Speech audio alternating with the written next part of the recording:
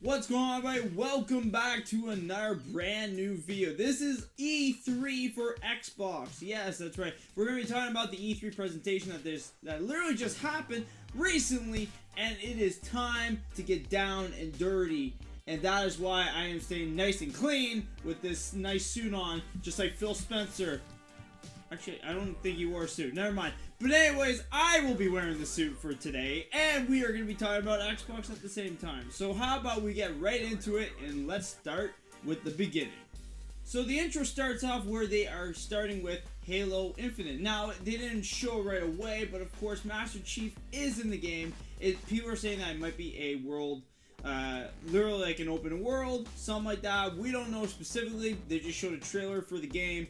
But it does look really good. Apparently it's supposed to take place right after the last game, so that's even more better for literally if you've been playing the game so far, you're gonna like where it's gonna take place, of course, because why else would you be playing the games in the first place? Just saying right now, if you've not played the games like me and you're gonna get into this, you probably won't know what the hell's going on. That's why I'm starting back at the beginning. So the next game after Halo, of course, is Fallout 76. Yes, but one of the Bethesdas came out and talked about it, of course, to start it out. And literally, of course, instead of just having a teaser trailer that they've been showing literally all over YouTube, of course, and Twitter, and pretty much anywhere you can find this thing, they literally were explaining a lot more. They actually have a real trailer out this time and stuff, but it takes place before even the first game itself. Yes, this is a prequel to every single game out there. Yes, that's what they said, and it's really cool. Personally, I think going back to the beginning, literally back from scratch, I feel like it's probably really great for literally if you've been a fan the whole time. This is probably going to bring back memories of like some events that might be happening through the games that we've gotten through so far. Personally, I have not played a lot of Fallout, so I can't say specifically, but if this is a game for you, literally go for it. This is something for you. You can pre-order it on June 15th, people. Get ready, get your money out, go on the store, buy it digitally, or go to EB Games or GameStop or wherever you buy your games, and literally like wait at the door at 8 o'clock and be like, give me my pre-order or just give me the damn game now. Whichever one works. So the next game is called Captain Spirit. Now, it takes place in the universe of Life is Strange. It's about a boy pretty much trying to become a superhero. If he's trying to find his mom or something like that. I'm not really sure what was going on with the trailer. I kind of was like zoning out a little bit because I'm not really big into these Life is Strange games. They're not bad. I'm not saying they're bad or anything. Like, if you guys haven't played the game, you know, check it out. It's not a bad story. I'm not saying that it's bad or anything. Check out the story. If you guys like Life is Strange, then definitely this is like, I don't know if this is like a prequel or a sequel that takes place after. Like, I don't even know. They just said it's in the universe. That's all I know. Don't heckle me, people. I just don't know. They don't give me this information unless I know. I would tell you if I know. So Crackdown 3 was also shown at E3 right afterwards, and personally, I already know that it is going to be postponed until 2019. They announced that way before E3 even came out. I'm just going to say this. Gameplay looks really cool. I love how the vehicles come out, everything. It's really, and plus you get to drive on top, like on a building, okay? If you can do that in a game, I feel like that's hands down the #1 best game right there. But it looks really cool, intriguing, and plus, who doesn't want to play as Terry Crews? Like, seriously, the guy is, like, everywhere. He's on TV, he's in video games, movies, like, where else are you gonna find this man? I don't really know where else. He's just everywhere. Let's just go with that. Now, if you're a fan of the Metro series, now, personally, I'm just gonna point this out. Just before everybody says anything, I have not played any of the Metro games. I've heard a couple of them were pretty good back in the day. But this one was announced called Metro Exodus, and it looks pretty good for a Apocalypse game. It's like a Russian thing, where it pretty much is like, doesn't matter if they're from the same land or whatever, they're gonna betray you no matter what. And plus, of course, there's apocalyptic era, of course, in the game, so it seems like it's like a survival game still. Like, you still are exploring these areas and stuff to, like, I guess, achieve your goal. They didn't really explain much for the goal part, but like, you just pretty much gotta survive and help out your team and stuff. Also, the game is coming out February 26, 2019, so you can pre-order the game and be ready for February. If that is what you want to play in February, go for it. Play the game. Literally, I would say this is probably another game for the people that have been playing the Metro series. It might be good for people to start in it. I'm not sure because I have not really played any of the Metro games, so it's all on you guys. That's all I'm gonna say. And you can let me know in the comments down below. Are the Metro games good or not? Now, this game is definitely something for one of my good buddies that I've had on podcasts before.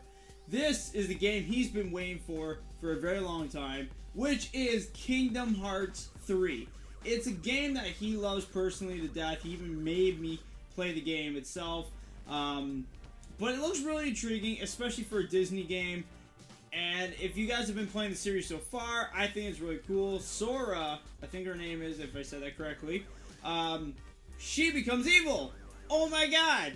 When did that happen? I don't know, but all I know is that apparently she's evil, and Mickey Mouse is captured, and of course the main character is trying to literally save her by making her good again, I guess. I don't know if anything happened in the last game. Personally, I didn't play it, so I can't tell you what happened.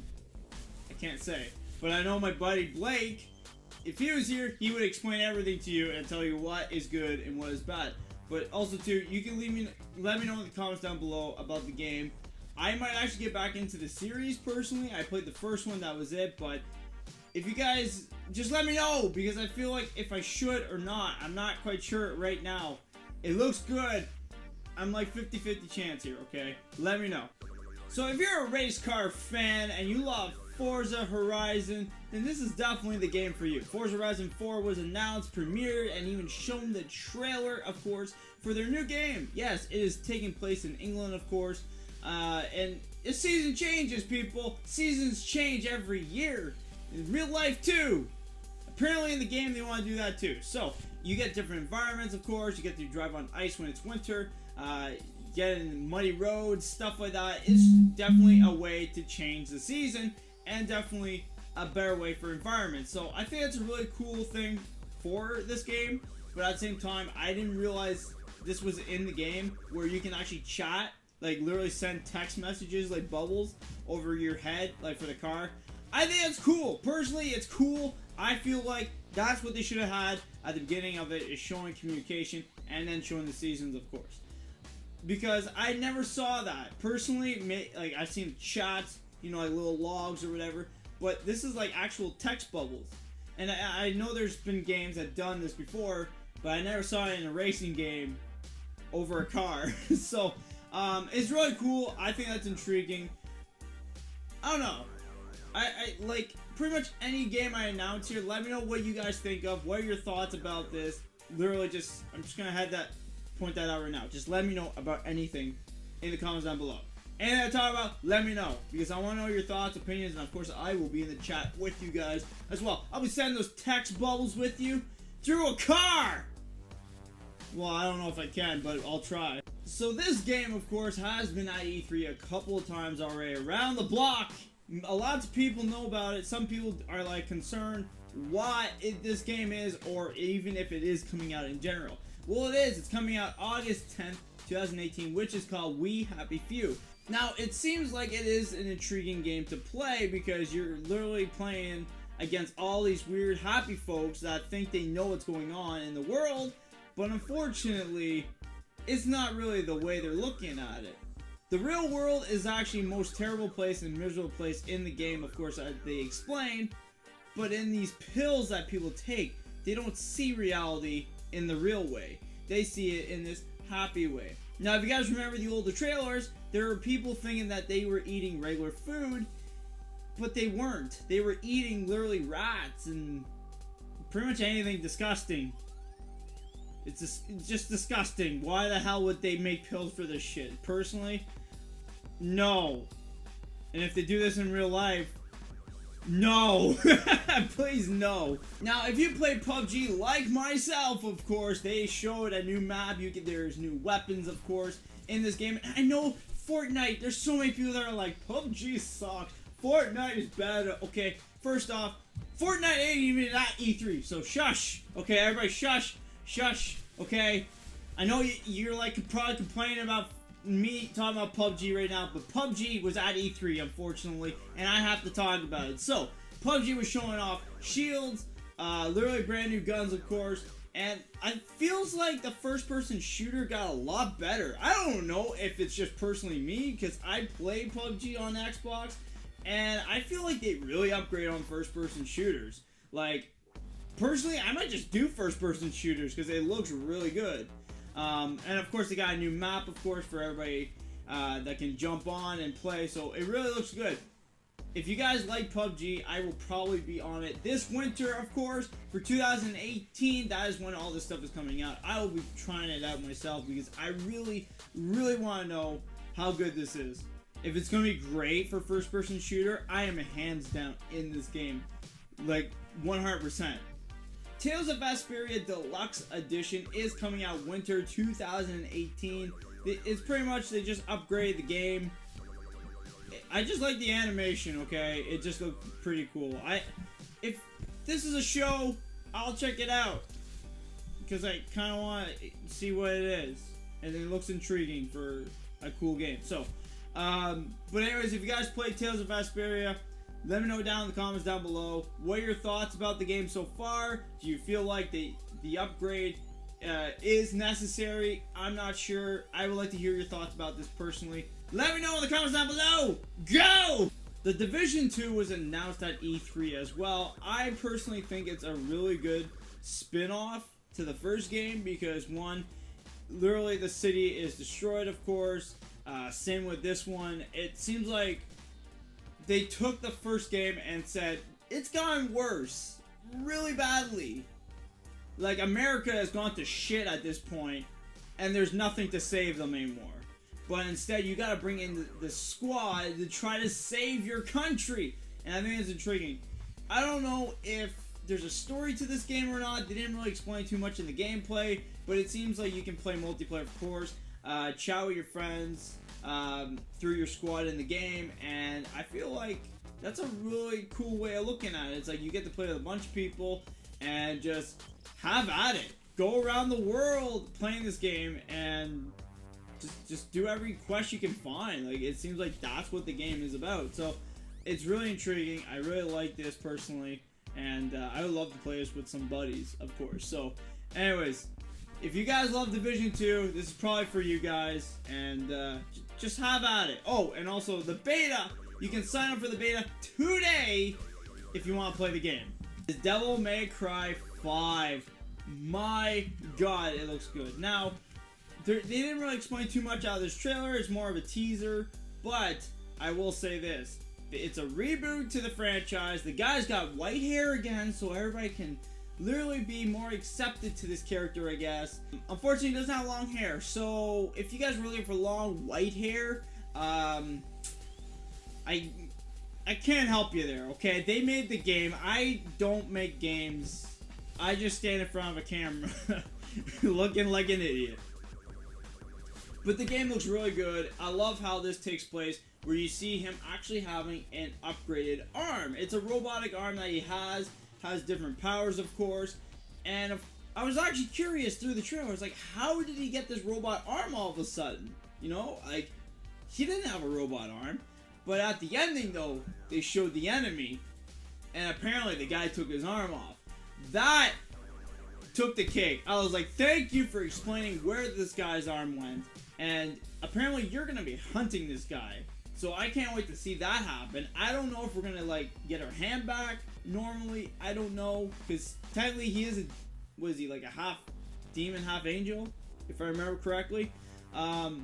It looks phenomenally amazing, this game. And I would love to play it. It looks like it is an open world kind of game. So, I wouldn't say it is fully open world, but maybe some parts are. Because it feels like you can go with different specific areas to, like, battle people. So maybe that's going to be what's going to happen in the game. I don't know specifically, but it looks tremendously amazing. And I am a fan, and I can't wait for this. Hopefully you guys are too. If you thought the Rage games were over by now, you might want to think again, because Cuphead is coming back one last time. I don't know if this is last time, but he's back once again in Delicious Last Course. Now, I don't know specifically what it is, but it seems like it's about food. I don't know if they're trying to make something or actually kill chefs because they don't like the food. That could be another thing too. I don't know specifically, but it seems like we're killing a chef in this game. So maybe it gave us bad food, I don't know. Maybe it's like the Candy Lady. We didn't like Candyland, so we thought we would just kill her anyways. I don't know. So the game I'm about to talk about is literally a game, personally, I did not expect Bandai Namco to even show at E3 at all. Now, I don't know if this is going to PlayStation, of course, for their E3, but it's the first time at E3 premiere they showed this game, which is called Jump Force. It's a crossover with One Piece, Naruto, and of course, Dragon Ball Z. This looks tremendously amazing. It seems like something happened. Now they got do jump crosses to different universes, stuff like that. And I personally, if this is a story that they're trying to make for crossovers with this franchise, personally I'm in. You won me just by showing me this trailer. If it is a story-based game, let it happen. Okay, I know was it J-Star? They were doing a great idea right there. But I heard there was not really a story to the game, so that kind of threw me off. If this is a story, you have literally my pre-order right now. I would love to get it, and just give me the game. Personally, give me the game, and I would love to play it. Thank you. So if you're in the zombie games, of course, Dying Light 2 was also announced as well at Xbox Live. Yes, that's right. So pretty much in this one, anything you do will change the game. If you beat the shit out of someone, you will literally cause something havoc. Or either that, or you make something great out of it. But there's always a negativity in this game. Whatever decision you do, there's always a backtick of negativity that will happen to your environment. Now, of course, nighttime is normal, it seems like. You didn't really explain much out of that part. But in daytime, you're always doing something that is going to cause changes no matter what. So, if this is a game that I know a lot of people are going to be getting, because it's Dying Light, and a lot of people love the first game, I think this is definitely a game that if you guys love changes in the game, this will work. So, I'm probably going to get it myself because I love seeing stuff like this with changes, and also I do love the zombie game. So, you know, I guess it works out two ways, right? I guess so. Now, when they started off the second last trailer, I literally was like, it's a Gears of War game. They showed the symbol, it's gotta be it. What came out of it? A pop figure. A pop figure. It's different, but why not? So it's Gears Pop. It's coming out in 2019. It actually, you know what? It's got a little corny to it. Like, I think it's actually pretty cool to see something like this. I think it's a mobile game, they said. Same with Gears Tactics. It is also, I think that's a mobile game too they were talking about as well. They're just continuing on, unfortunately. So it might go to Xbox One. I think so too, because they've had Halo games similar to Gears Tactics. So it might be on Xbox One. And maybe for mobile. I'm not quite sure. But the big announcement right after that, which I think a lot of people are like, okay, look, you showed Gears Pop. You're talking about Gears Tactics now. What about the next Gears of War? Where's Gears of War 5? Well, my friends, they announced Gears of War 5, and it seems like we are going to be taking a new take on this game. It looks great. We're having this new backstory to a new character. Well, maybe not new character, but we're getting a new backstory of a different character that is in the franchise. And it's cool. There's something of a backstory of her, like, past or something that you gotta go and explore and try to solve the puzzle. So, I'm intrigued. I want to see where this takes us. It's not bringing any of the other characters from the other games, but it definitely would be intriguing to see if, you know, maybe we can get to play some other characters, like maybe the older version of the main character for Gears of War. He was in the trailer. Come on, guys. Just let it happen. I want to play him once. Once, it'd be so cool to see how good he is still. But pretty much that was it for Gears. I was actually kind of shocked that, you know, they didn't really explain anything else for the other characters, but still good. I actually want to see what's going to happen. And right before the finale ended with Phil Spencer, something happened on the screen where someone was hacking the screen of Microsoft. Who could that be, you might ask? Well, it is Cyberpunk 2077. Yes, the year 2077 came all the way back to 2018 just to hack us at a conference. That's intriguing. But anyways, they showed a world premiere for the game, and it looks phenomenally amazing. Now, this is from the people that made Witcher 3, and I've been waiting for this, like, for them to announce something, a trailer or anything. They showed, like, a little small, like, teaser trailer out of it, but barely anything. This time they showed a lot more. The city is pretty much destroyed. It's the worst city to live in not Canada, but in America. And it's literally pretty much just destruction the whole time. So, and plus also I love the cars too. I you know, personally, when I see like these high-tech cars in games, I just think it's intriguing and amazing, and I just love driving these cars in the future. So it's cool, okay? Other than that, guys, that is it for Xbox E3 Live for you guys. Yes, that was the most coolest conference. I think within a year or two it's been. They showed a lot more games, they said, this year than ever. And personally, I feel like they did a great job. I think they knew Sony was going to do something tomorrow. So that's why I was like, okay, they stepped up their game this time. And I like that for that reason. Alright, but anyways, I will say there are some great games coming out for Xbox. If you guys do have Xbox One or any Xbox X or whatever, or just PC in general, guys, if you guys are just playing Microsoft games off of PC, I feel like the games that they announced this year are actually really good.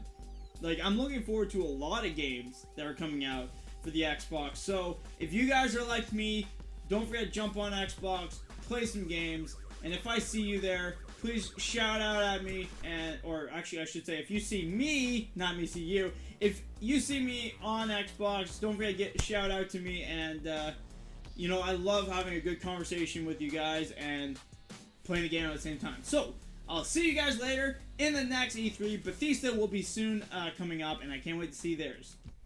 Alright guys, take care, have a great day.